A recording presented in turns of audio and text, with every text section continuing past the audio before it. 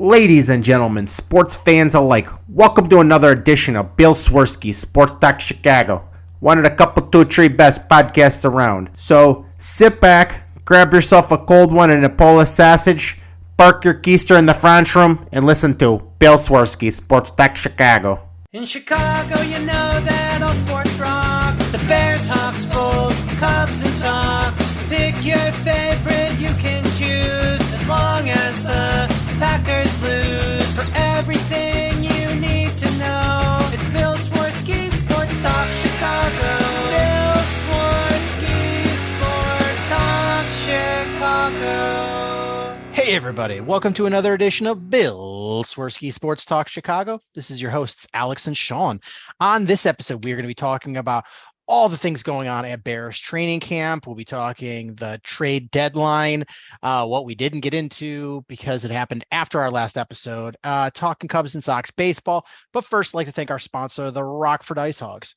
If you're not familiar with the Rockford Ice Hogs, they're the AHL minor league affiliate of the Chicago Blackhawks. What does that mean for you? You get to see the stars of tomorrow today at family-friendly, affordable prices. Sure, season is over right now, but that shouldn't stop you from heading on over to icehogs.com. Get yourself a hat, shirt, jersey, sign up for season tickets and more. Tell them Swerski Sports sent you. Alex, we had a doozy of a week this week. Yeah, it was certainly, what do you call it? A roller coaster of emotions. I think that's a good way to describe it. You know, part of me is just like, I want to jump in and just bite into Bears talk, but the trade deadline happened, and I think most of us were expecting the White Sox and the Cubs to be fairly major players, one buyer, one seller. Mm-hmm. And it really did not turn out that way at all. No, it did not. I mean, I think that the fact that Wilson Contreras wasn't traded was the most surprising story of the deadline in this city. And you can argue is one of the most surprising stories of the deadline period. I mean, obviously, we had one of the historic trades in professional sports with Juan Soto in San Diego, but it's not like that came out of nowhere. We were anticipating the Juan Soto trade. It was just kind of a matter of where's he going to go? Is he going to go to the Dodgers? Is he going to go to the Padres? Is he going to go to St. Louis? And luckily for us, he went to San Diego. But, you know, after that happened, a lot of people thought, okay, dominoes are going to fall, and one of these dominoes has to be all-star catcher Wilson Contreras. He did not get moved. Neither did Ian Happ. And, you know, frankly, I think Ian Happ, that was never a surefire thing that he was going to get traded. The media wanted to hype up that he was going to get traded. I'm not sure they were as serious about trading him as some people wanted you to believe.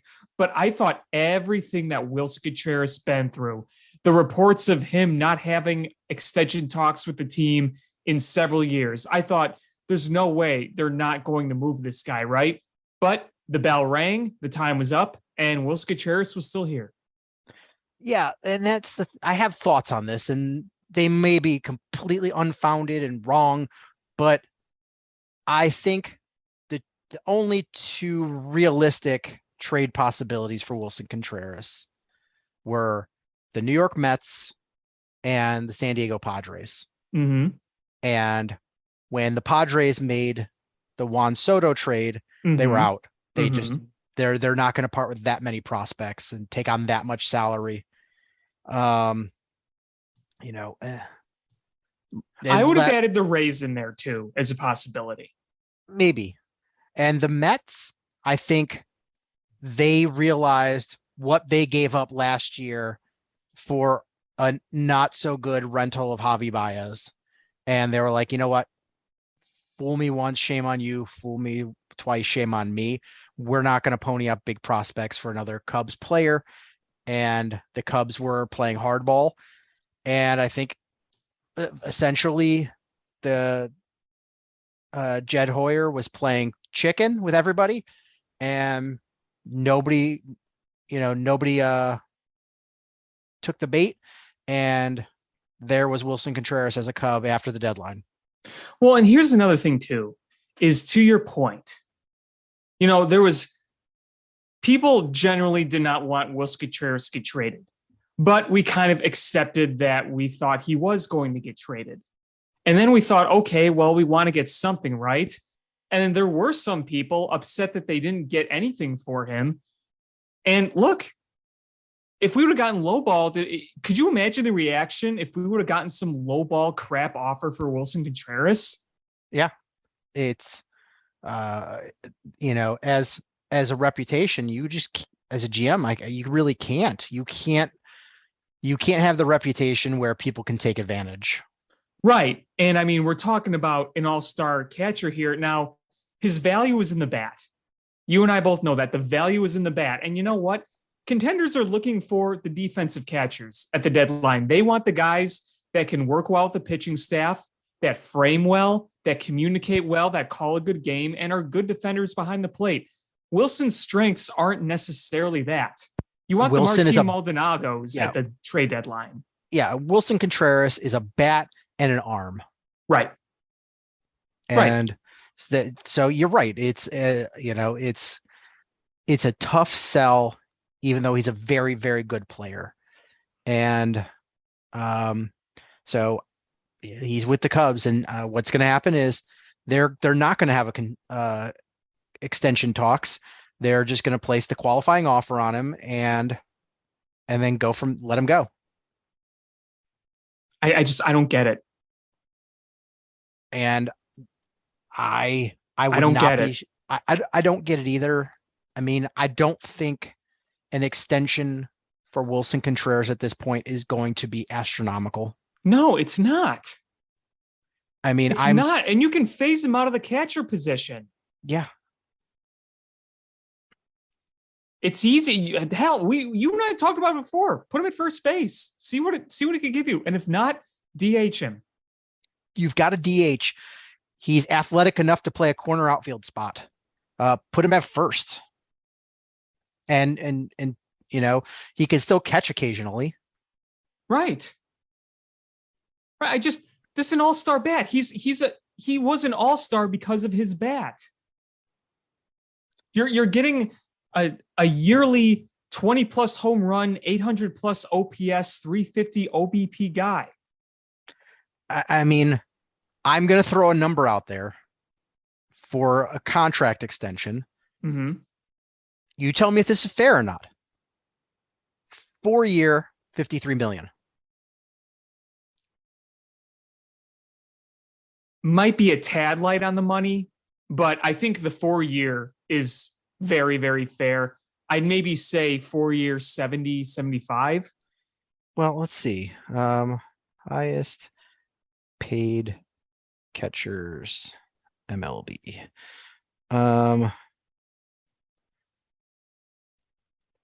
I mean, so what'd you say? 4 years? How much? I'm gonna go 70.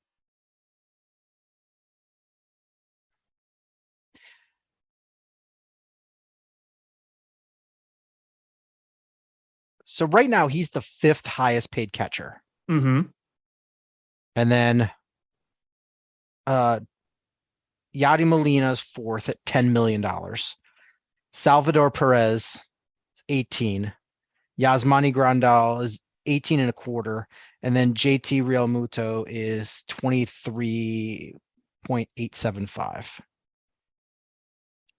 Okay, so let's go. All right, I can see that being fair. 4 years, 70. Mm-hmm. Even then, still, that's not breaking your bank. You're owned by billionaires in the 3rd largest market. You're one of the cash cows in all of sports. You're going to tell me you could build your stupid ass, ugly looking sports book, but you can't get that done? Yeah. Pay the Are man. you fucking kidding me? We're at a point where somebody has to be on the major league roster. If you want to be serious about getting a lot better next year, I would certainly want that bat around. Yeah. I mean, what do you honestly think you're going to get from that compensatory pick? It's a second round pick? Second round pick. The draft pick shouldn't fucking matter in baseball. Unless you have the number 1 overall and it's like an absolute stud.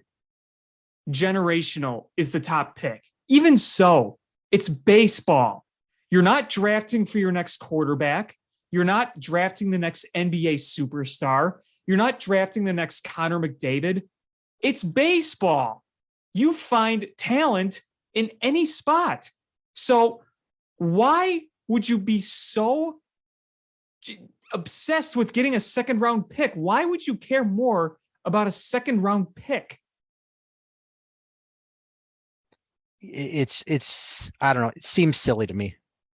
It just And a seems second round really pick silly. that's probably not going to even be to the majors in 5 years. I don't get it. I mean, I truly don't know how much I could really put this on Hoyer, because he goes with the budget that Tom Ricketts gives him. Is Tom Ricketts not ready to give him money for this? I want to know. And look, you and I, we're not behind closed doors. And what one person says in public might not be completely what's going on behind closed doors. We really don't know. But I mean, why should we believe anything else?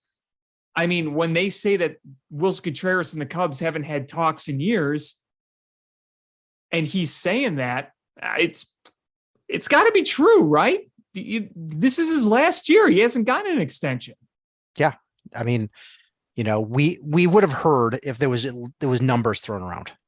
Sure. Even if they were super preliminary numbers, we would have heard something. 4 years, 5 years, some range. I mean, I feel like if you let him walk, then that trade deadline looks a hell lot worse. It does.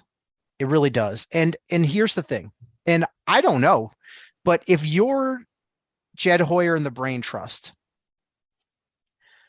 going into that trade deadline with all of the, everybody talking about, oh, it's a foregone conclusion that Willson Contreras is gone. And I mean, it was all but done. Do you game plan a situation where you don't get the value for him and you hold on to him? Do you game plan that? Is it an option? Because listening to Jed talk afterwards didn't sound like he was prepared for that. No, he wasn't. He really wasn't. At least he didn't sound prepared. I don't know if he really wasn't prepared or he just stumbled. I don't know, but you're right. It didn't sound like he was prepared for that. I mean, even if you're gung-ho on trading a guy, if you don't get the market you expect or that you're demanding, you have to be prepared. I would think that, all right, well, trade's just not going to happen, and be prepared with your talking points and ready to go. And it did not seem that way. They raised the flag when right before the deadline. I mean, I think they conceded right before the deadline. They put both players, Ian Happ and Willson Contreras, into the starting lineup for that night. And that I was like, okay, well, there's no way that they're putting them in the starting lineup and then pulling them and trading them at this point. I think right. It felt like you had to do it until you traded them. They were still on the team. And then so once I saw them get put in the starting lineup, I was like, they're waving the white flag. They're not going to get traded. And lo and behold, there they are, still on the Cubs. Yeah, they didn't get traded. And, there were other people too. I mean, I thought Drew Smiley was going to be taken by somebody. That didn't happen.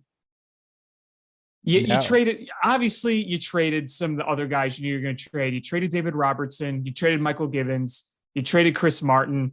We all saw that coming. No surprise there.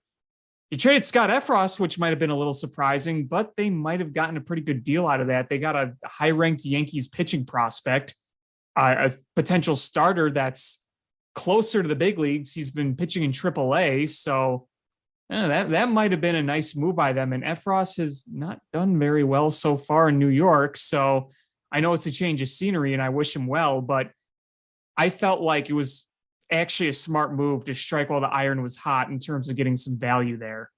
Yeah, so they traded Chris Martin to the Dodgers for a guy that's already on the roster. I think he's played every game since Yeah, I don't think he's got a hit yet, but yeah. Yeah, Zach McKinstry, who's been playing third base. And I don't know what he did today, but first 3 games, 0 for 4, 0 for 3, 0 for 3, played third base each time. It sounds like he's a little bit of a work in progress. The Dixon Machado was a whatever trade. But David Robertson, you traded the Phillies for Ben Brown, and Brown already had his Cubs debut. 5 innings pitched, 4 hits, 1 run, 9 Ks, 2 walks. I think that's a pretty solid debut in Double-A. I would say so too. Yeah, absolutely. And if you look at his July numbers, 1.57 ERA, 1.03 FIP, 2.4% walk rate, and a 42.2 K rate. So those are some nice numbers. A hard thrower. You move Scott Efros to the Yankees for Hayden Wesniewski, who's the numbers aren't crazy good. 3.51 ERA in AAA, 83 strikeouts to 28 walks. But I think the pitch lab for the Cubs is very excited about what they can do with him. You also have to inflate minor league numbers a little bit. Yeah. And then Michael Givens to the Mets. So I mean, is it the craziest of hauls for everybody? No, but you didn't really give up a crazy amount either. I mean, you can argue about Scott or David Robertson. Did you get a little bit of a light return for him? I don't know, but it seems like you got a guy right at the perfect time, because it looks like he's heating up. And if he would have played the whole season like this, you probably wouldn't have gotten him in that trade. You know what? I think the Robertson return was fair, because Robertson, as good as he's been this year, he's an older guy that he doesn't throw slow. He throws lower mid 90s, but he really relies on a cutter. He's not one of those young 99, 100 mile an hour flamethrowers. And, look, I don't want to nitpick, because I think he's been overall good, but Robertson, after a really good start, he's had a couple of rough outings, and it didn't affect his overall value. But my whole point being is he's not bringing you a Craig Kimbrell type return or an Aroldis Chapman type return. So I think this type of return for a closer like David Robertson at this point in his career, I think it's perfectly reasonable. Did you see what Keith Law's updated top 60 players in the minors was? No, I did not. I saw Fangraphs, but not Keith Law's. Keith Law, number 28, PCA. 35, Brennan Davis, and number 60, Kevin Alcantara. All right. So I think that's pretty kind to the Cubs, having 3 players in the top 60. Fangraphs now is like 5 guys, 50 grade plus. So that's good. Yeah. So, I'm cautiously optimistic about the Cubs minor league system. My big concern is, and this is something that they talked about when Theo was still here, is that pitch lab and developing pitchers, and they really haven't been able to do it yet. And we're starting to see it now under Jed, with bullpen guys, and maybe getting there with Keegan Thompson and Justin Steele. But I really want to see, with good input, good prospects, how this pitch lab can work, because I don't think the Cubs can be real contenders without being able to develop some sort of homegrown pitching. I agree. I mean, I agree 100%. And what's nice now is that in the top 10 of MLB.com, their ranking of Cubs prospects, 4 of them are now potential starting pitchers. You have Jordan Wicks, you have DJ Hers, you have Wisniewski, and you have Caleb Killian. So that's 4 guys in the top 10 with the guy they got for David Robertson, blanking on his name, Ben Brown, right? Yep. Right on the 11th spot. And that's right outside good. the top 10. Yeah, that is good. Especially when we're very excited about what Pete Crow Armstrong and Brennan Davis are going to do. And what's funny is you look at these rankings and then compare them to 14 months ago, and it is completely different. I mean, Miguel Amaya was probably 1 or 2 at that point. And now where the heck is he in the rankings? So he's still top 20, but I mean, there was a point where he was like number 1. Yeah, depending on who it was, he was 1 or 2 in the rankings. And, of course he had injury concerns, or injuries, but you've also infused more talent and you've seen guys take steps up.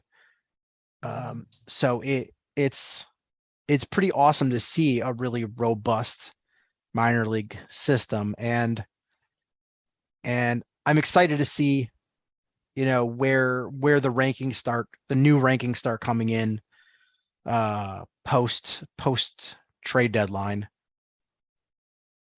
Like complete rankings, after they see people play, because honestly, what I want to see is something like the Dodgers, where you are just a factory of creating talented players.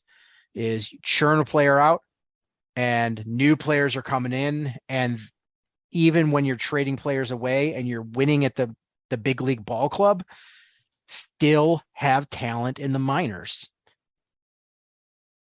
That's the thing too, is that the depth you see of this system, I mean, you're seeing guys like Luis Verdugo, Derek Pinango up high.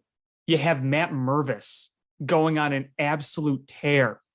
The fact that you're seeing guys go on tears at all levels gives you hope that you can sustain something better than when you have a more spread out farm system.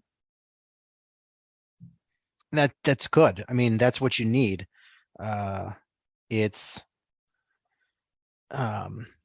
sustainable winning is, even when the Cubs won the World Series, they had for the most part, one big crop come up, and that was that. And then, you had a couple of other guys trickle in after that, but for the most part, your rankings, once you brought those other guys up, went from top tier to bottom tier pretty darn quick. And obviously there were some trades. Yeah, but you don't want to see that big drop. The White Sox saw the same thing. Right. They brought a crop of guys up and suddenly the overall rankings of the prospects went down. You want like, look at the Dodgers, look at the Astros, look at the Cardinals. Is they're winning baseball at the major league level, but they still have top tier farm systems, and they're just developing talent. Right. That's what you want. You want that constantly coming in. You want to make deals for Mookie Betts, Yu Darvish, Manny Machado, Max Scherzer, Trey Turner, and still have a top tier farm system like the Dodgers have over the years.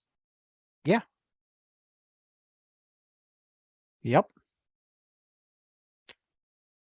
And that's just what the Cubs need. And in the meantime, you got to get better at the major league level too.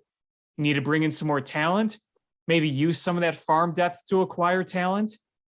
I mean, if you want to get competing soon, you got to add to the major league roster very soon.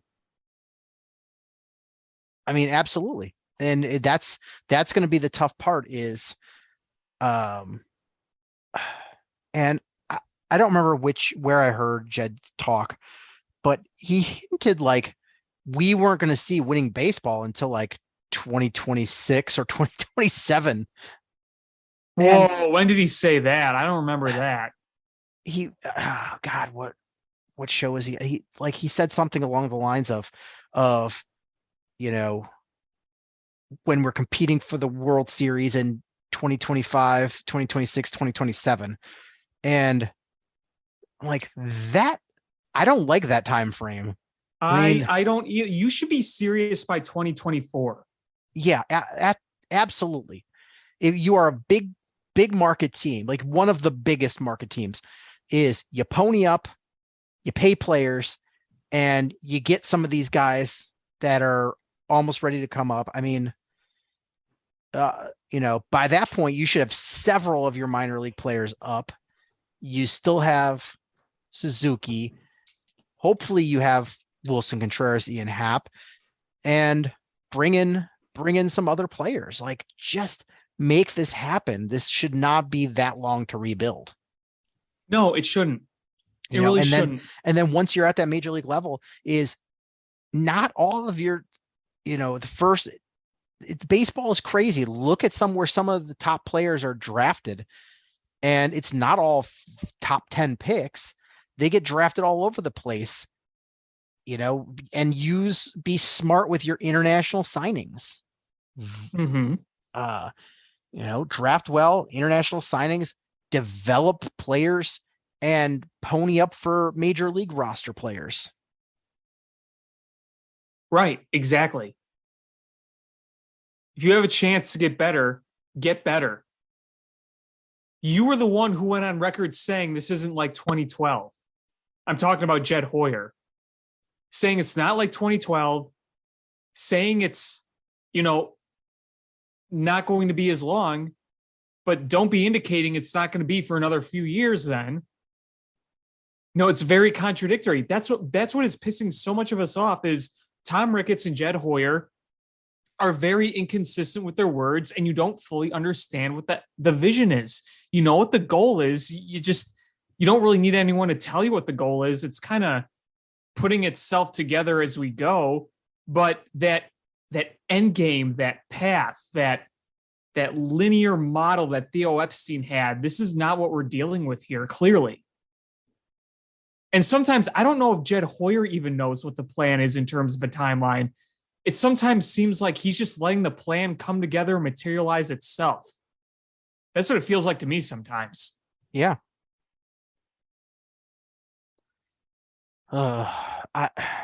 It's just very frustrating. Mike North made a angry old man ranty video about it. The only reason it came on my radar is Peggy Kaczynski retweeted it. But man, Mike North is like, he was always old man, a massive meatball. Absolutely. But old man, angry at Cloud, or shakes fist at Cloud, and he's gotten worse. Yeah. How dare you swear on my show, Ozzy? Do you remember that? Oh, Mike North. Boy. Man, but it's just really tough to watch at this point.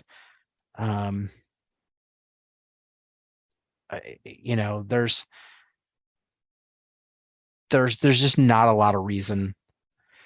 I mean, you look at the minors and you're hopeful, but I can't watch those players every day. I can't. I'm looking at box scores. I'm reading blurbs about, but that's the hope, Other than that, it's you've got a suspect starting rotation. You've got what was a pretty decent bullpen now a stretched thin bullpen, and you struggle to score runs. Day in, day out. I mean, they're probably going to lose at least 93 games, at least. They could flirt with 100. I mean, the one thing I'll say is that the rest of their schedule eases up a little bit, because it feels like for most of the season, it was always like, oh, now we got to play the Dodgers. Oh, now we got to play the Padres. Oh, now we got to play the Yankees. But now you're going to be playing more Reds. You're going to be playing the Nationals. You just played the Marlins. You took 2 or 3 from them. So maybe the easier schedule, they won't lose quite as much, but we'll see. We got the Field of Dreams game coming up. Oh, that's going to be awesome. 2 awful teams. Ooh. 2 absolutely dreadful teams. Will I enjoy the hell out of the aesthetic of it? Sure, but the actual game is going to be.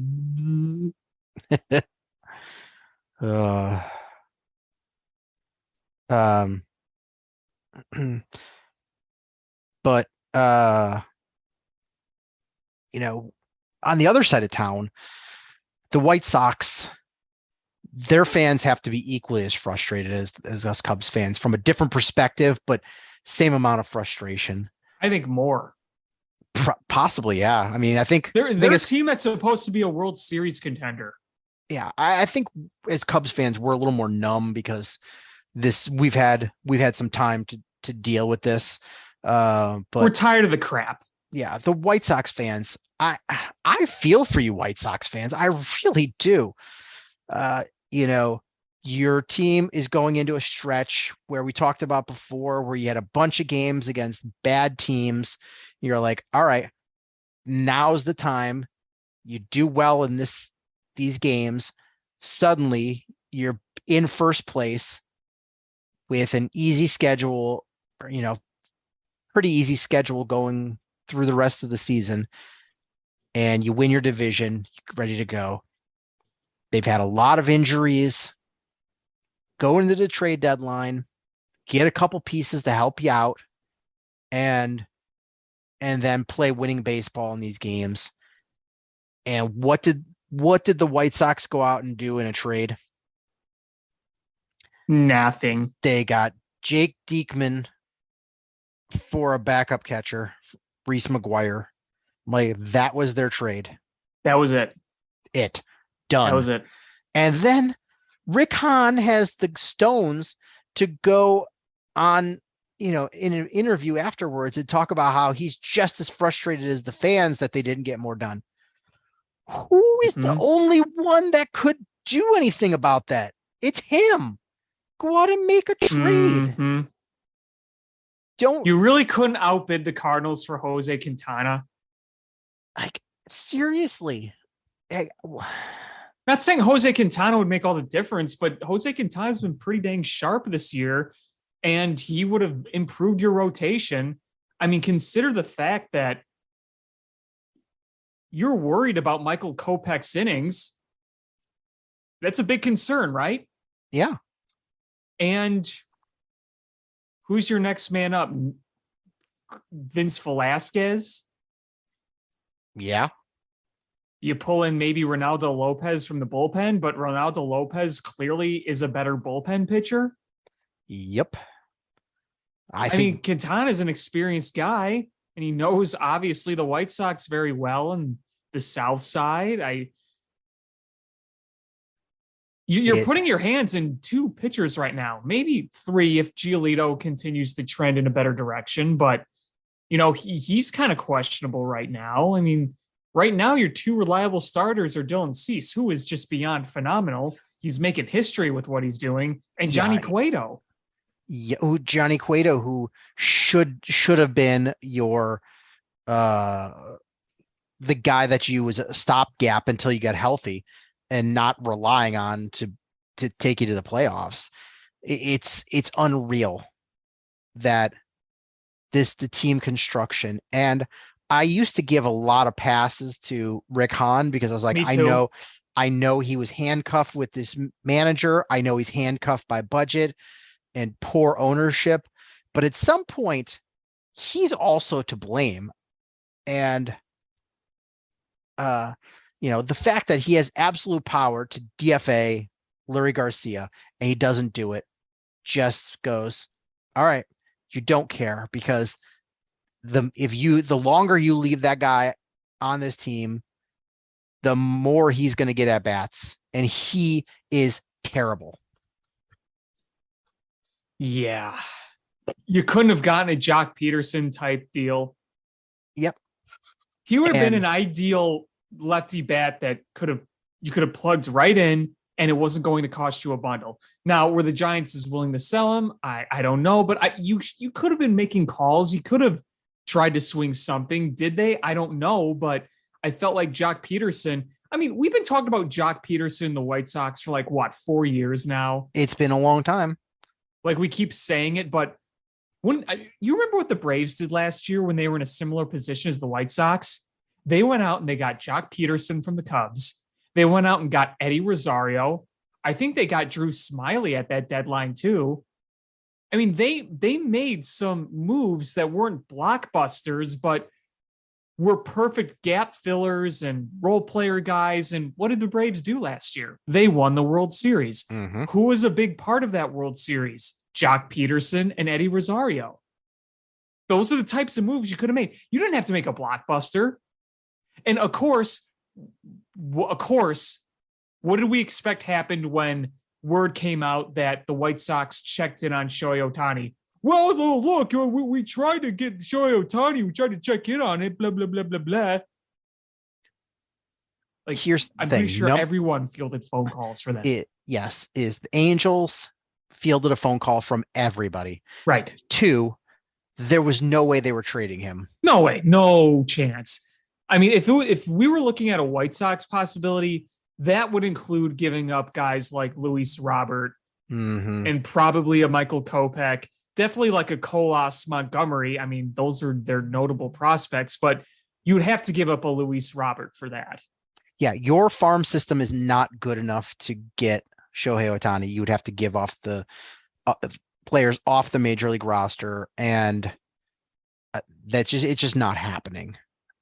No, because I get the White Sox have, not a fully stocked farm system, but the trades that they should be making right now aren't blockbuster trades. You're not trading for Juan Soto. You're not trading, for big name guys. You're trading for role players to help you to bridge the gap till you're healthy, fill in some holes that you have. You need left-handed power. Jock Peterson gives you that. It's a travesty that they made one crappy move. Right. And we also talked about that they had this long stretch of games against Kansas City, then Texas, then Kansas City again, then Detroit, before you have a 4-game set against Houston, 3 against Cleveland, and 3 against Baltimore. You had this long stretch of games against extraordinarily beatable teams, and you win 2 or 3 against Kansas City. Okay, I'm all right with that. But you split a 4-game set with Texas. In the first 3 games, you scored 4 runs. You are very fortunate that Dylan Cease went out there and balled out in that 2-1 win. Yep. That doesn't happen, then you probably lose 3 or 4. Also, you are doing this while your division rivals in Cleveland and in Minnesota, their schedule's not easy right now. I mean, the Twins just played a 4-game set with the Blue Jays, which they split. Cleveland just played a series against the Astros. And now the Twins have to go to Los Angeles. I mean, you have so much lined up for you. The division is trying to give you that division title. Yeah. I don't care what the Twins did. I still don't think they're that good. They've split their last 10 games, 5-5. And the White Sox just had their last 7 games against very, very beatable teams. And the White Sox gained no ground. Well, and that's the thing about this is that the White Sox have been jogging in place over the past month, I'd say. They're not taking back the division and taking control of it, but they're also not falling out of it either. They're staying well within that like 5-2 game range within first place. And listen, by this time next week, could the White Sox have moved into first place? Absolutely. They win a few games, the Twins lose a few games, White Sox are back in first. It's very possible. But right now, it's just kind of a jog in place.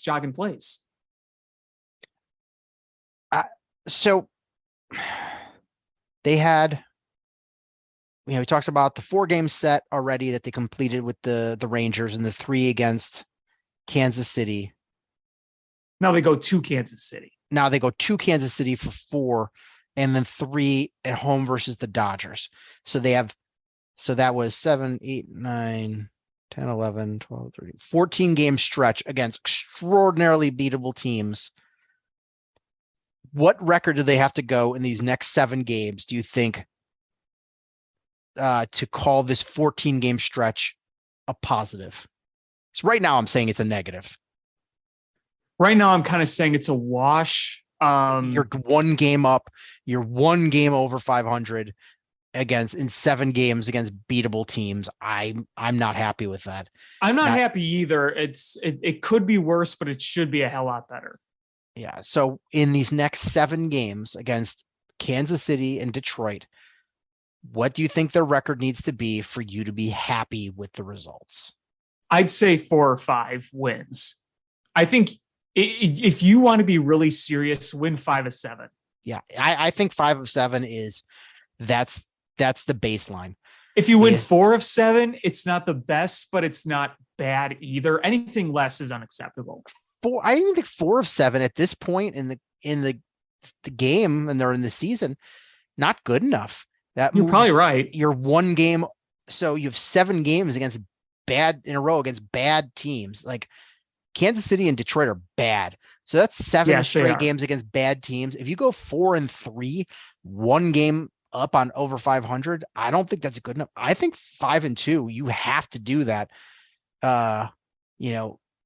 At some point, even though the Twins have a tougher schedule than they did early on in the season. And I don't think they're that good, but they're in first place right now. They're in the driver's seat. They control their own destiny. And you also have to leapfrog Cleveland in order to take the division lead. Well, that is true. The Sox and the Twins aren't the only ones battling for first.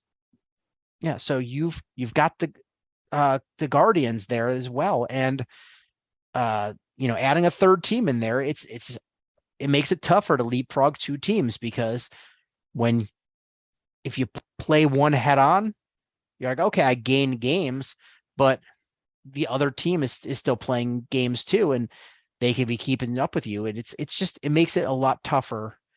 And having this easy schedule should really be a boon to the White Sox, and they're not taking advantage of it. Yeah. I mean, and they got to start doing it. I mean, it's their offense is so on and off. It's so, I mean, it looked dead the first 3 games, and it finally came back to life today.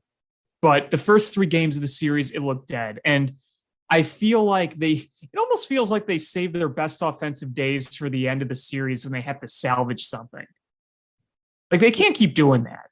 I mean, they did, they had 1 game where they scored a bunch of runs against Kansas City, but first game of the series, they lost 2-1, and then they won the third one 4-1.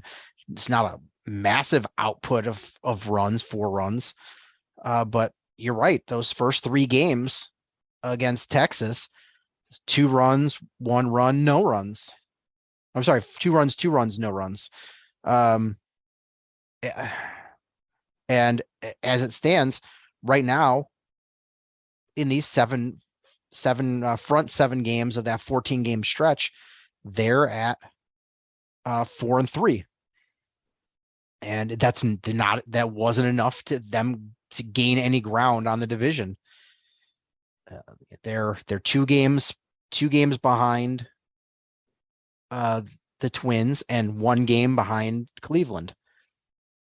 And the Royals and the Tigers they're so far down, it's ridiculous. Oh, they're so bad. I mean, you got to beat up on them. We see this every week. The White Sox are one little good stretch away from taking control of the division again, or at least getting back or tied with first. It's just, we're waiting. And you're in August now. You are in August. And I am a firm believer that when you get in and things can happen. So if the White Sox did make the postseason, you can't completely rule them out of making a World Series run. But I mean, right now, would you be picking them over the Astros or the Yankees? No, but you could have increased your chances if you would have made a move or two. And again, I am not saying that this season is completely over, but I don't blame people for being pessimistic about the whole thing. And there are some nights the White Sox look lifeless. And then there's a night where they look great and they're hitting the ball and they're like, oh, this is what we expected. It's just, there's no consistency. And all you need to do is beat the teams you need to beat, and you should win the division. That's all you need to do. And you don't want to have a situation where it comes down where you, at the end of the season, are having to win like 3 games in a row to make the playoffs. That makes it so much tougher because you are throwing everything you have to win those games. You're trying to pitch your best pitchers on short rest, and you blow your load before the playoffs, and you don't have anything left in the tank. And you want to go into the play, if you're going to make the playoffs, you want to go in with being able to reset your rotation and have Cease start game 1 or game 2. Like you want Dylan Cease to pitch as many games as possible if you make the playoffs. Right. And the crazy thing about this is if I was putting a bet right now on who is winning the AL Central, I'm still betting the White Sox. I still think they are going to do it. Until the season is over, I am saying the White Sox are going to win this division. I just can't get over the fact that they can't find this consistency that they need to have. Will they find it this week? They could beat the crap out of Kansas City and Detroit, and everything could be fine and dandy. Or will it continue to be, up and down as it's been all year? Every week we keep asking this same question. It gets tiring. It's like, either go on a tear and make the postseason and win the division, or just completely just end this. Like this stuck being right there, but not gaining ground, but not being out of the race. It's, after a while, it's just mentally exhausting. It's got to be mentally exhausting for Sox fans. Absolutely. And FYI, Tim Anderson is going to miss the first 2 games of that Royal series. So did that suspension it got reduced to 2 games. To 2 games. Okay. Yeah. Which I get the frustration, and I don't think he meant to hit the brim of the batting helmet against the ump. But if you're planning to go in there face first with the ump, take your hat off. Just take your hat off. If any of you Three Stooges fans out there get this reference, will you please take off your hat? But seriously, like, your face, you have like spatial recognition of your face. You don't necessarily have it about the brim of the hat.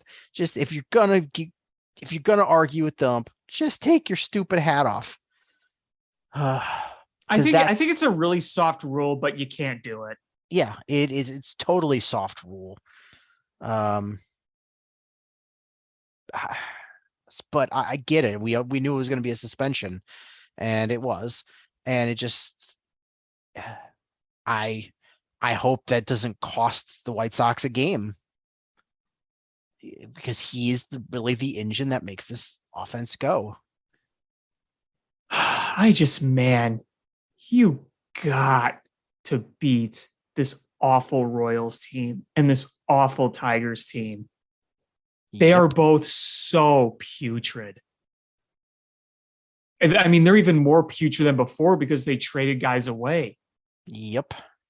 You have to beat the crap out of these guys. Can you imagine if you made some sort of super division between the AL Central and the NL Central with Kansas City, Detroit, the Cubs, the Reds, and the Pirates? Oh, Lord. And then we have the White Sox manager sleeping in the dugout. Yeah. Not time for nap, Tony. I don't know if you heard Steve Stone on the Score the other day. He was on the afternoon show, and he was sort of trying to defend it, like, if you put the camera on any player long enough, you'll see him close his eyes. Come on, man. I'm like, come on, man. And he said that they fixed the issue. The issue was that they shouldn't have been putting the camera in the dugout that much. I'm like, that's not the issue. Like, it is, honestly, if David Ross fell asleep in the dugout, like, we'd all make fun of him. But Tony La Russa, it's every single fear that we had as fans of him becoming the White Sox manager have come to fruition. Mm-hmm. The game passed him by. He's going to ruin the vibe of this team. He's going to be stuck in his old ways. And just everything. He's going to cost them games with inability to handle the bullpen in today's game. It's just every single thing that we were worried would happen has happened. And so when he does something else, it is beyond the straw that broke the camel's back. It's just another thing for us to be frustrated with him by. Is you're dog shit at making lineups, you're dog shit at managing the bullpen, you're dog shit at keeping awful players from getting at bats. You're awful at creating intentional walks. Yes, you're awful at creating a good vibe on this team, and now you're going to fall asleep in the dugout. Come on now. I don't want to. If it was just like he was old and I mean, he is old, but if that was the only issue, is he was old and they had multiple games in a row and it was late, okay, I'm not going to shit on it, but it's just another thing to be like, this fucking guy is terrible.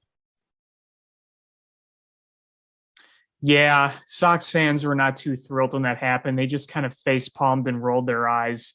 Like, oh, here we go again with Tony. He can't be the manager next year, right? Tony wants to be. He will be. I mean, you convince him to retire. They win the division this year. They're going to see that as a win, no matter what they do in the postseason. Probably. They're going to see that as a win. Tony, he brought us to back-to-back division titles. We like his leadership as an experience. AKA, I'm speaking on behalf of Jerry, who's his best friend. That's what they're going to come out and say. Yeah, and you're going to watch White Sox fans just breathe fire. Yeah. What's the opposite of drinking Kool-Aid? Drinking hot sauce. They're just going to be pissed, and I don't blame them. No, I don't blame them. Any other team would have fired Tony La Russa by now. Absolutely. Absolutely. It's a travesty that this man still has a job and underperforming. If the White Sox win this division, it is not because of his leadership. It is not because of the great team that was put together without any holes. It's because the other teams in this division stink. Yeah, and if you do just enough, you'll do it. You'll win the division. And you know what? Give credit to some of the guys who are playing well. Jose Abreu is playing great. Eloy Jimenez is hitting the crap out of the ball. You have Sebi Zavala playing very solid backup catcher role. You have some really nice production coming out of the back end of your bullpen. Liam Hendricks has been great. Kendall Graveman, he had the one bad game in Colorado, but other than that, he's been pretty good.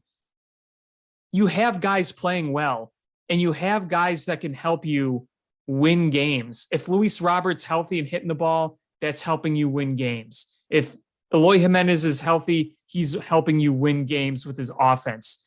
You have talent enough in this bad division where if a few guys can get it done, you will win the division. But you have to do it. You have to do it. It's not going to be because of Tony La Russa. It's going to be because of the players and the other teams around them. Absolutely.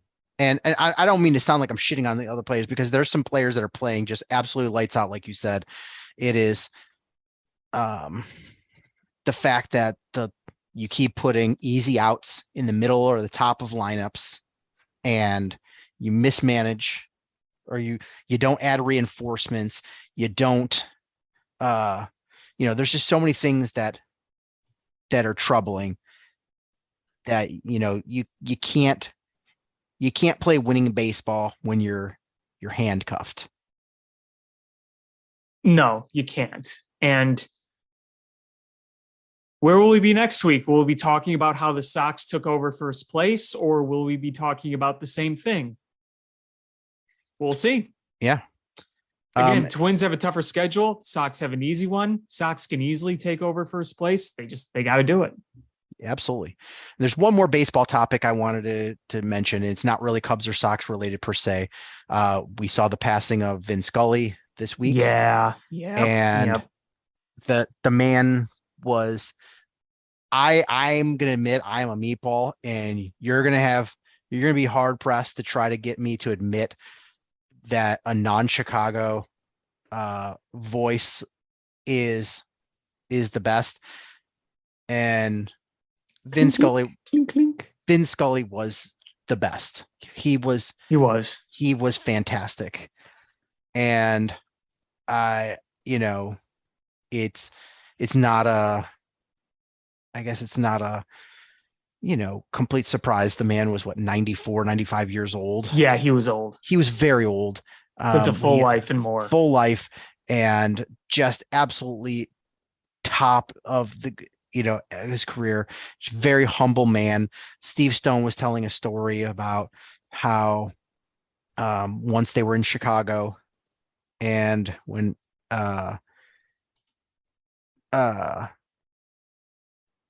and he wanted to take his wife out to dinner after the game, and he said that the team bus stayed too late to get him to the hotel, to get him downtown to meet his wife. So he asked Steve Stone for a favor if he could drive him to the bus station, and he was going to catch a bus downtown to meet his wife. Steve Stone's like, listen, he's like, this was after Harry Carey had passed. And he's like, if Harry could look down and see me drop you off at the bus station, he would haunt me and chase me around town. and he's like, I drove him, and he's like, I took the longest route I could because I wanted to soak in every story that he had to tell me on the way down there. And to think you could have gotten on like the Clark bus and looked over, and is that Vin Scully on the bus? and not that long ago. Like, it's after Harry Carey died. So this is Mhm. like within the last 20 years. You could be like, there is like the best announcer in baseball history, in a history of absolutely, baseball, it owns the best announcers as They a do. sport. It does. Hands down, you can't argue it. They own the best announcers, and the best of the best is sitting across from you on the Clark Street bus.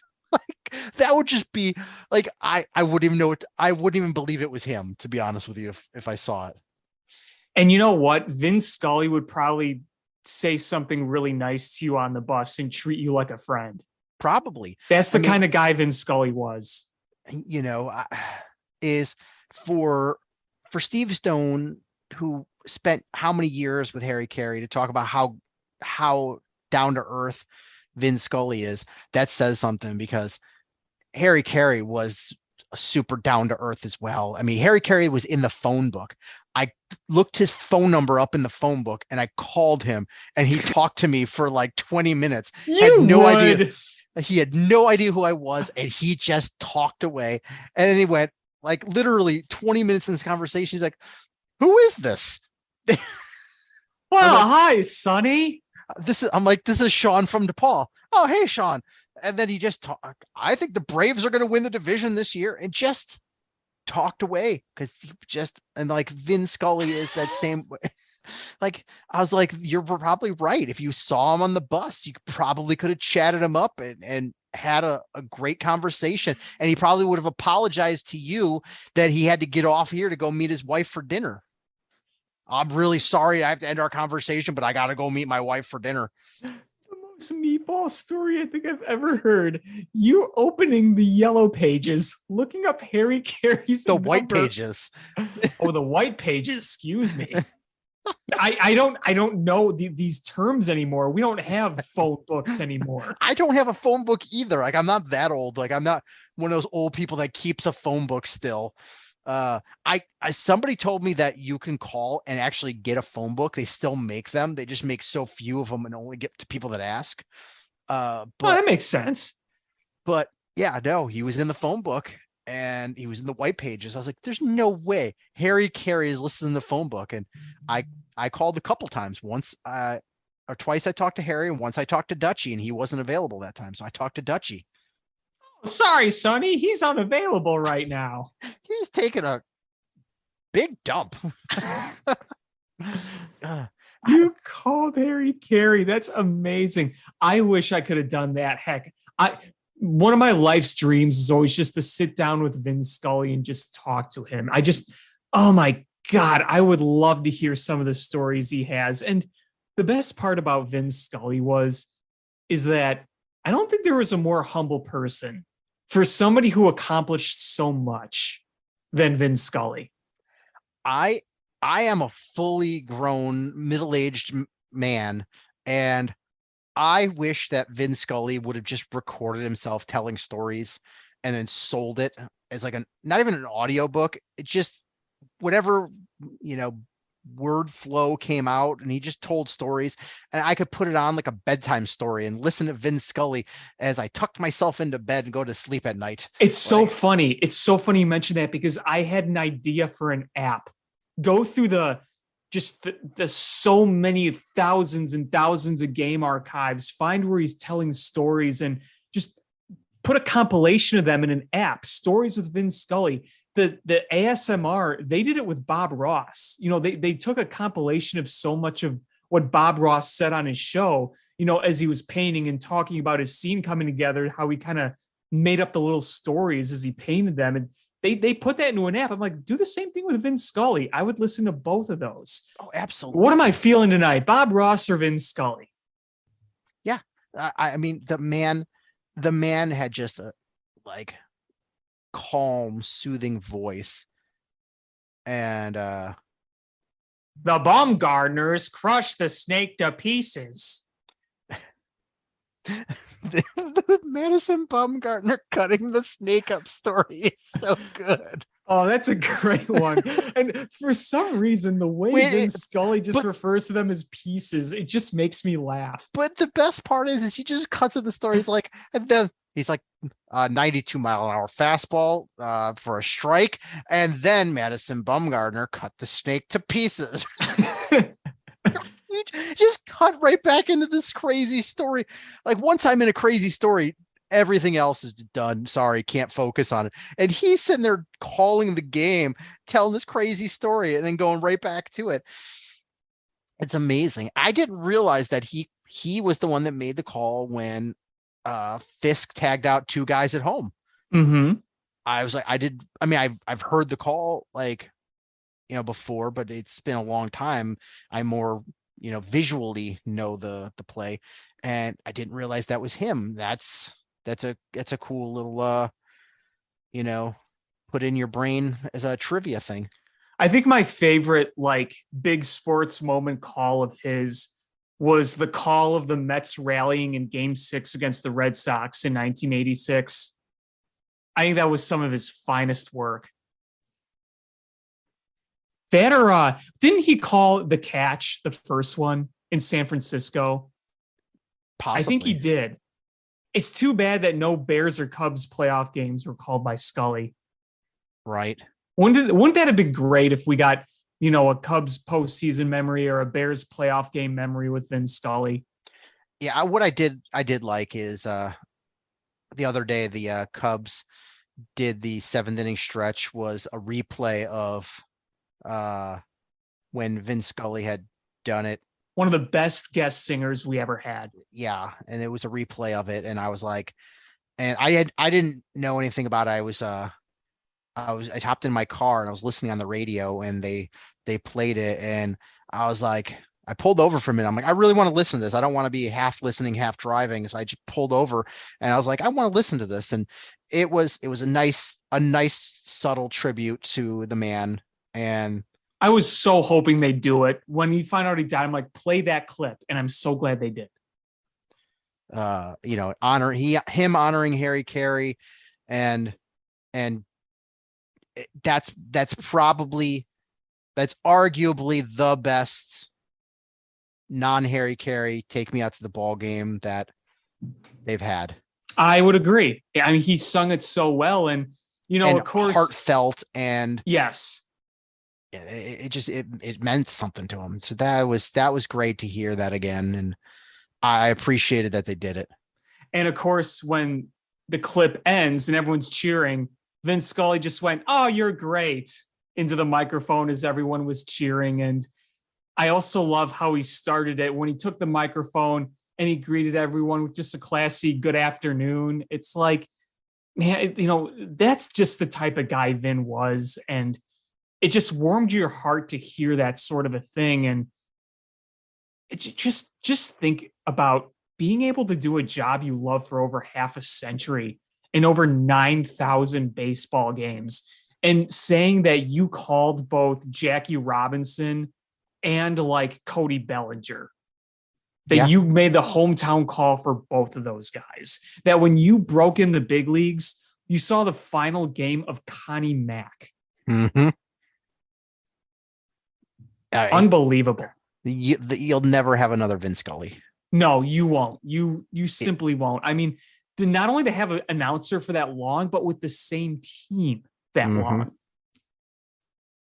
Yep.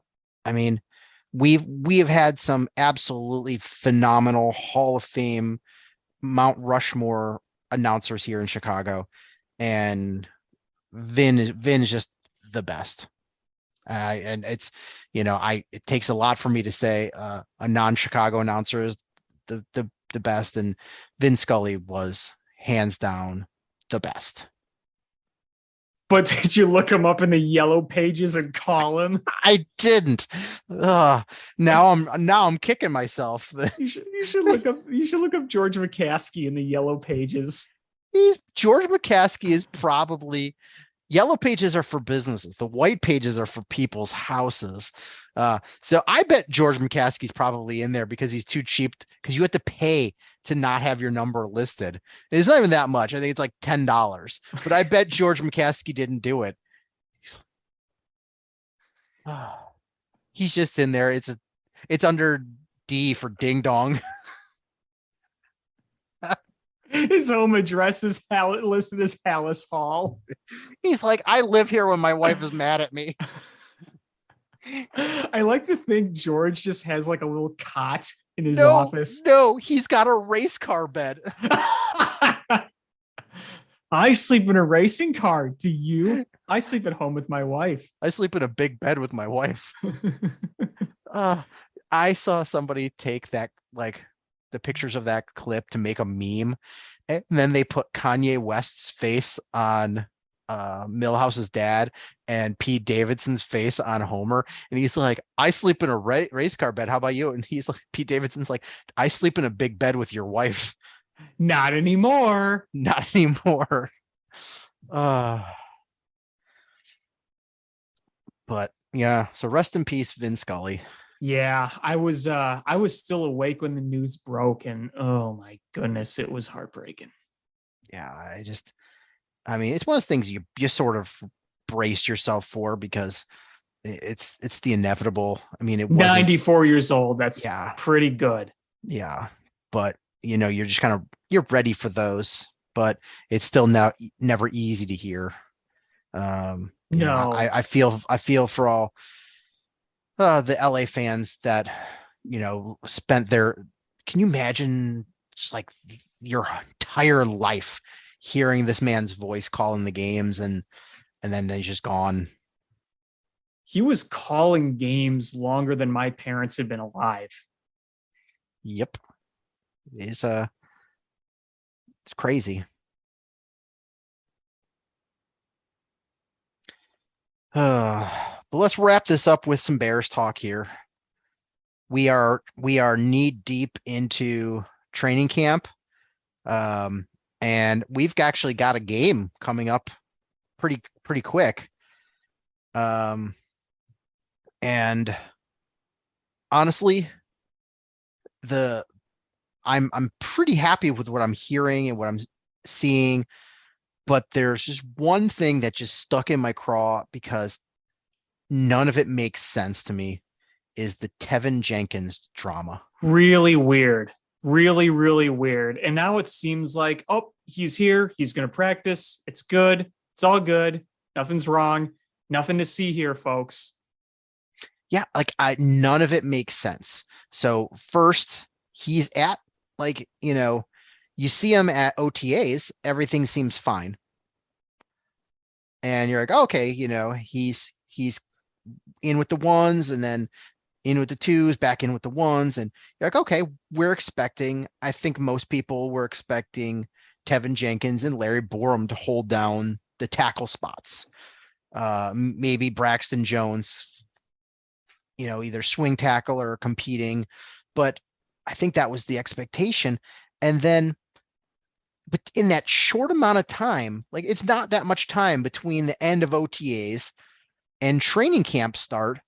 And in that time, suddenly Teven Jenkins has this mystery ailment that nobody will give any update about. We don't know anything. Did back injury again? Is it a hamstring? Is it kind of like Roquan Smith where he's just the pup list and there's probably nothing wrong?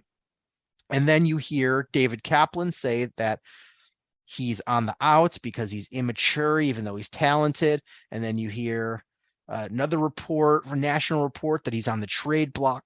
And, all the beat writers are saying, yep, confirmed on the trade block. And then he tweets out, somebody tweeted at him, hey, what's going on? We're rooting for you. And he just tweeted back, don't believe everything that you hear. Mm-hmm. Okay. Now, all right. Then he shows up at practice. And then the Bears put him on the media stand, which was messed up. Give the guy a hand. He's 22 years old. Don't throw him to the wolves like that. But he's getting questions, and then it's weird answers like, I'm not going to talk about injury. What about the trade thing? I talked to my agent. What do you talk to your agent about? I'm not gonna say. And you're like, okay, well now it seems like maybe there are. And then you have Luke Getsy saying, no, he's been, even while he was dealing with the whatever he was dealing with, which he couldn't even say an injury. And he's like, he was in meetings and he's been great with coaches, love him. And we think he's a, which isn't what the David Kaplan said. Go figure. Yeah. And then, both Getsy and Eberflus are both saying that he's got a chance to win a starting spot. Like, what is going on? It is like, I feel like somebody's just shaking me. Like none of this makes sense. Yeah, very, very bizarre. I mean, we have the Roquan Smith stuff. I mean, we get it. We understand it. We know the situation. We see hold-ins and holdouts, but stuff like this where there's so much questionable drama over a guy that's there, but also not really there, if you know what I mean. And now he's here. He's practicing. He's in pads. Everything's fine and good. I don't know. If we just move forward and Teven Jenkins plays fine and nothing comes of it, we'll forget all about it. Yeah. I mean, the guy is arguably the most talented offensive lineman you have. So it would suck if you cut him or traded him, because you're going to get either nothing or pennies on the dollar. And if you can make it work, I think you have a solid offensive lineman for years to come. If you can keep him healthy and harness that, whatever he's got going on. And it's, we heard it from his college coach basically say, you got to keep him motivated. And when he's motivated, he's a beast. And so I don't know, maybe after the rumors came out that they all had to sit down and realize that the best case scenario is him playing for the Bears. And they kind of had a kumbaya moment. I don't know, but it's just it's a weird situation, and nothing anybody says is making sense. The story just doesn't add up. No, it doesn't. It doesn't. And whatever drama there was, I hope it's resolved. Whatever hard feelings there may or may not have been, I hope it's resolved if it needed to be resolved. I just hope that he can play, he can work with the coaches, and he's a good asset to this team. And this can all be just put behind us, because this was one of look, we've seen weird things happen at Bears camp for how long now, pretty much as long as they've been around. This was definitely one that stood out a bit more. I mean, this was a guy that was your first draft pick last year with a different regime that only played a certain amount of games due to injury. You weren't really sure what you were going to get with the injury issues, but, you saw why the stock was still fairly high on him. And then, this stuff happens. And that offensive line is such an important part of your team. So you want to have that as full strength as you could possibly get. And there's concerns. It's like, look, if you're going to trade Teven Jenkins to get draft picks, cool. But then, that's another lineman that you're down. And that was somebody that I think a lot of people were relying on being one of the heavier, if not the heaviest sought guys in your offensive line in terms of looking at the person and saying, we need you to step up. Absolutely. We're starting to see the injury bug creep up with the Bears. Yeah. Byron Pringle is out. N'Keal Harry has what I'm reading is a high ankle sprain. It's probably 6 weeks. 6 weeks. Velus Jones Jr., who has been looking very good from my understanding, and Dante Pettis are day-to-day. Braxton Jones and Kyler Gordon are now day-to-day. But I mean, the thing is these players are talking about how tough these practices are. I think that is so important. They've all talked about how tough these practices are, and that none of them are quitting. And I really think that it's weird. Normally when you hear about a culture problem, it's a toxic culture. I don't think there was a toxic culture under the Nagy era. I think it was a lazy culture. Yeah, I think you're right. I don't think it was a bad culture in terms of people hating each other, not wanting to work with each other. I mean, they were competitive, at least competitive 3 of the 4 years he was there. Not good enough to win outside 1 year, but it wasn't a complete utter disaster the entire time. So you want to believe that the culture was, not bad. But like you said, I think, lazy was a good way to put it. Where here, I don't think you're going to see much laziness here. I mean, do you remember the clip when Jackson was getting yelled at by, I think it was Eberflus was the one yelling at him for not completing what he was supposed to do. Yeah, I heard about when one of the closed practices where, I'm sorry, not closed, but where they couldn't record. One of the beat writers was saying that there was a play where there was a flag called and the play didn't stop. The offense continued through the process, even though it was an offensive penalty. The defensive back, stopped because he's like, there was an offensive penalty and the play was a completion. Even though it was called back, they still tore into him. Like, you don't give up even if there's a flag called. And I was like, all right, that is something I like to see. And you saw Luke Getsy one day come out and say that the execution was poor and he was pissed off about it. It's, there's no just figuring out the whys. Listen, we're all adults. This is the expectation. Figure it the fuck out. And it seems like the defense is starting to come together. I mean, I'm still a little nervous about front seven depth. Me too. Assuming Roquan gets his extension and is playing, I think their starters are going to be good. Robert Quinn, he's going to give a good effort. Travis Gibson I think is going to be very good. Al-Qadim Muhammad is, from what I'm hearing, is been a man possessed in training camp and has been into the backfield so much.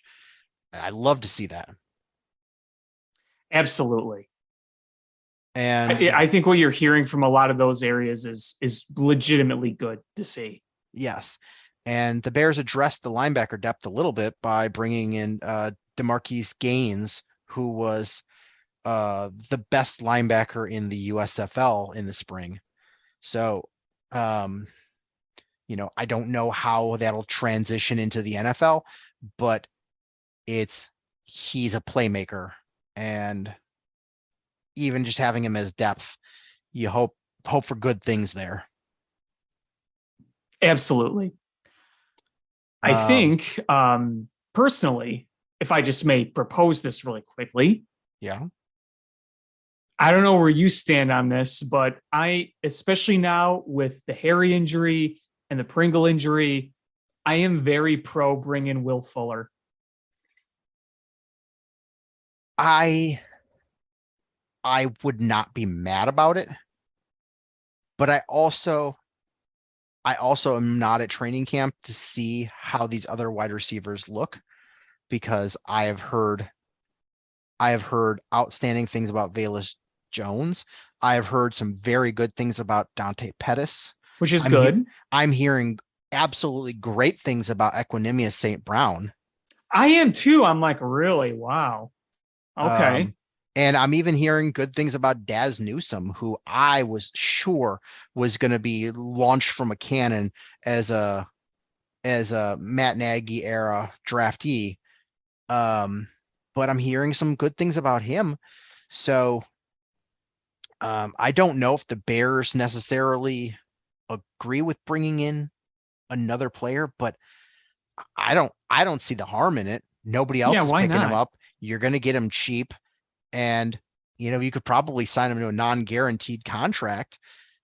And if he doesn't make the squad, who cares?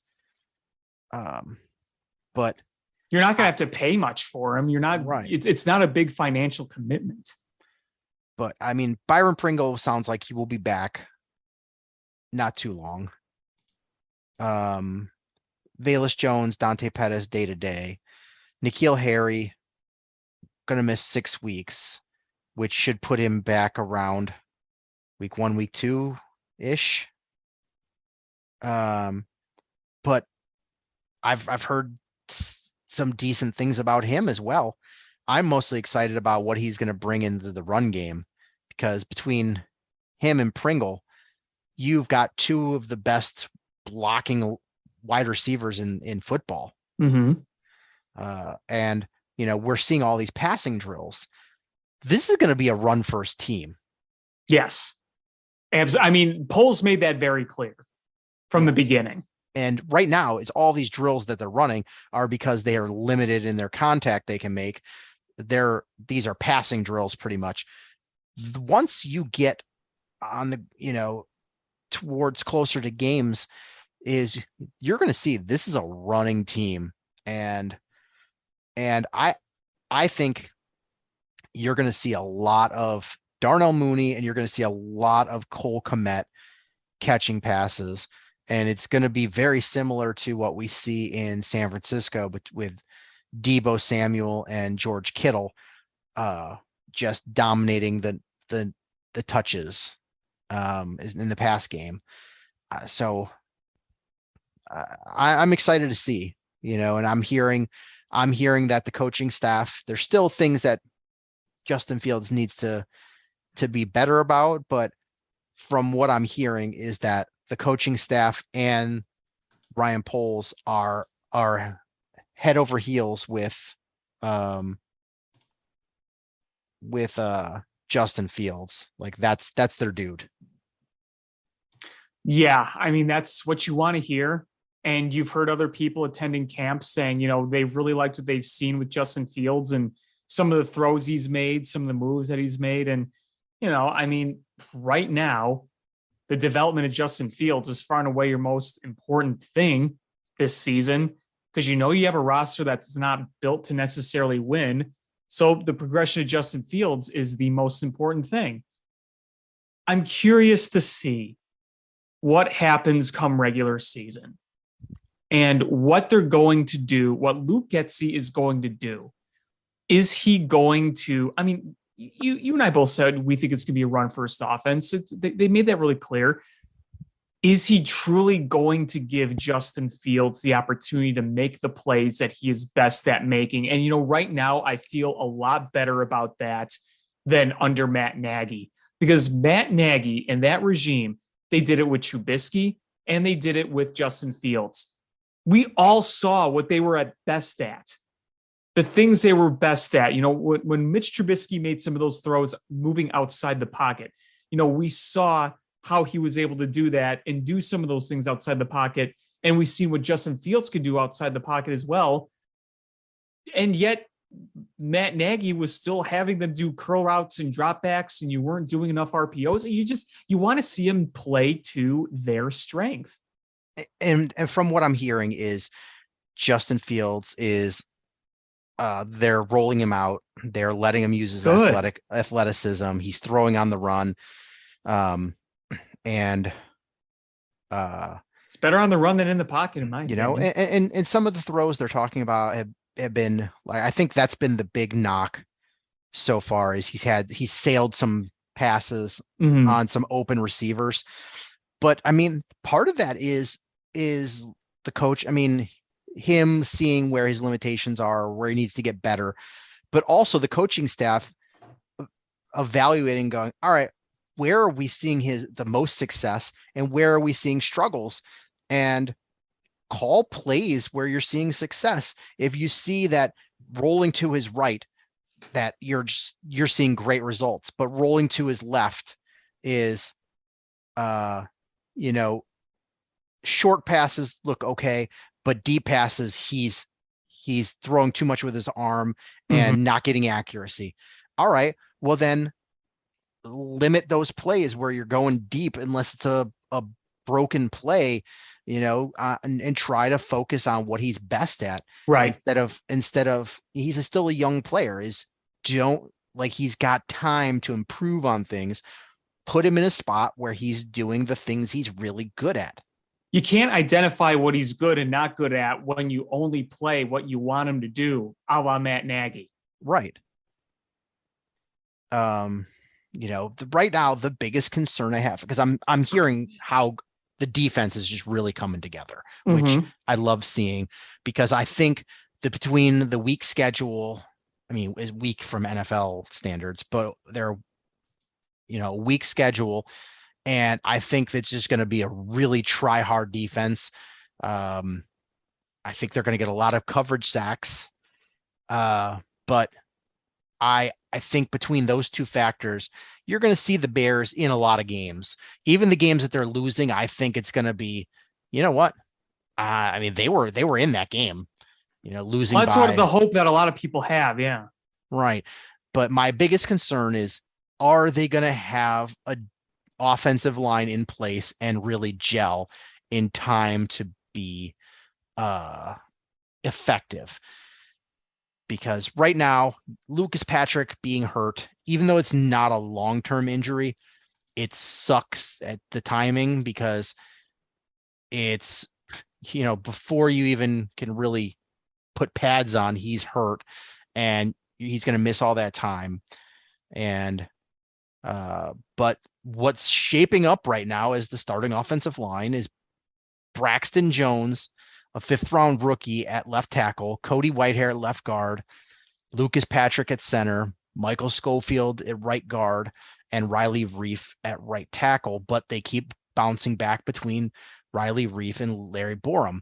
And if Riley Reif does not make the starting lineup, do you know how happy I will be? How happy? I will be so happy, because nothing against Riley Reif. He is just a meh offensive tackle. He's not going to get you beat bad, but he's also not going to, he's one of those guys you're like, we need to improve over him, but it's easier said than done. And if you are able right off the bat to put him on the bench and have him be the swing tackle, I think that says a lot about the offensive line. And people seem to be really down on the offensive line because you're going to put a 5th-round draft pick at left tackle. I do remember a certain offensive tackle that we had last year that we signed off the streets and was 39 years old, and he's going to be in the Hall of Fame. And what round was he drafted in? He wasn't. He was an undrafted rookie. And he's going to be in the Hall of Fame. I also think there's something to be said about offensive lines, and not just the players on it, but if they're schemed right, if the coaching schemes these bodies right, that can make an offensive line better just by the coaching and just by the way they scheme it. And I'm just going to put this out there. What if, this is still a what if, the very first draft pick, or the first draft class of Ryan Poles' era in Chicago, has Jaquan Brisker, who we have heard nothing but amazing things about. Yeah, I am so pumped for Jaquan Brisker. Kyler Gordon, who the coaching staff is raving about and the other defensive players are raving about. You have Velus Jones Jr., who I thought was going to be, at least his rookie year, gimmicky. And he is looking like he might be a starting wide receiver on this team because he's looked good. A starting left tackle in Braxton Jones. And then your backup left guard, your backup center, your backup right guard, all in the same rookie class without a 1st-round pick. I think you got to call that. If these pan out like we're expecting, you have to be pretty darn happy with those results. I definitely feel better. That's for sure. It makes you feel better about what Ryan Poles can do with a full draft class where he's got a 1st-round pick. Oh, absolutely. Because half the battle is just identifying the right talent you need and then identifying in all the rounds. Mm-hmm. If you get a lot of wins in these late round picks, I mean, Ryan Pace had his faults, but he was pretty solid at finding some of the later round talent. And if Ryan Poles is all the better and he's able to use that in all the rounds and be much better in the first round as the last regime, it's only going to make you so much better. And, next year we get to look forward to having a first round pick. So that'll be nice to have. Yeah, absolutely. And so it's and the strategy of trading back to get multiple later round picks seems to be panning out because those offensive linemen I think are surprising people, because I think they surprised the coaching staff and the general manager himself, because look, they brought in Riley Reif, a veteran tackle. They brought in Julian Davenport, a veteran offensive tackle, to compete. And these young kids are already getting all of their reps. I mean, Larry Borum, who's going to have to have a bigger hurdle because he's a Ryan Pace guy to win this starting spot. And he's holding his own against Riley Reif. Braxton Jones is holding down that left tackle spot. But Jatir Carter looks like he's going to be pretty solid. Doug Kramer has been playing well. Zach Thomas, people are excited about. You're like, man, if that's what we're going to get, is these young kids coming in hungry and playing hard and if we could get that kind of infusion of talent every year, man, that's a winning recipe right there. Absolutely. Well, is there anything else you wanted to talk about? No, I think I've said my piece. I am excited to say, though, that on Tuesday, I will be at the Bears Family Festival. So I'll get to see some training camp up close. Nice. That should be so awesome. I'll be sure to report back on what I saw. Awesome. Well, that's going to do it for this episode of Bill Swerski Sports Talk Chicago. I want to thank everybody so much for listening. Please hit subscribe however you listen to podcasts, whether it's iTunes, Stitcher, YouTube, Google Play, Spotify, etc. Share this podcast with your friends. That's how we grow the show. Follow us on social media at Swerski Sports, Facebook.com/Swerski Sports, SwerskiSports.com. Shy Fan Pat 2 for Alex on Twitter, or AlexanderJPatCreative.com for all the cool stuff that Alex does. And again, thanks everybody so much for listening. And until next time, bear down. Cubs win! What a lucky break! The good Lord wants the Cubs to win! We thank Ditka and God for all they have provided. Cubs win! Cubs win! Cubs win! Oh, I don't want her. You can have her. She's a Packer fan. She can't fit in my van. And she looks like Denver New Yorkers. Smoking crack is not legal on planes.